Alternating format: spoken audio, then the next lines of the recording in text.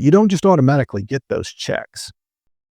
You have to qualify to get the income benefit checks. And how you qualify is you go to an authorized treating physician.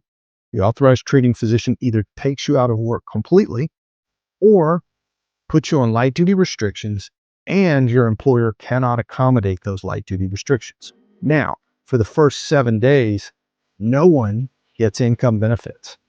However, if you're out of work for 21 days consecutively, the first 7 days get paid. And so what happens a lot of times is these adjusters will not issue checks come day 8.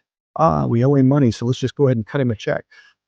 Not the case. They usually wait, usually closer to 21 days, to see, are they going to need to pay you for 3 full weeks or 2 weeks or less? And so that's what normally happens. You need to know that because you need to plan. There could be 3 weeks where you're not looking at income benefits, not looking at work benefit, or looking for checks from work, etc.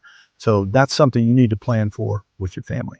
So how are these checks calculated? Well, these checks are calculated on your pre-injury income. And so what they do is they look at 13 weeks prior, before your injury, and they average out your pay. If you're paid weekly, we look at 13 weeks. If you're paid bi-weekly, we tend to look at 14 weeks since it's every 2 weeks. That would be 7 paychecks.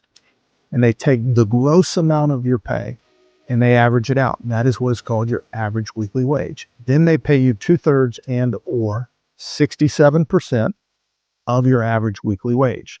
That is what is known as your comp rate. And that's up to the state maximum, which currently is at $800 per week.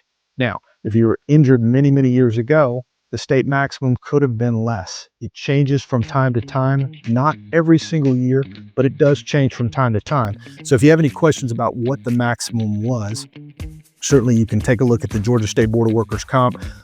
They may have some information for you, or you can reach out to a Georgia Workers' Compensation attorney.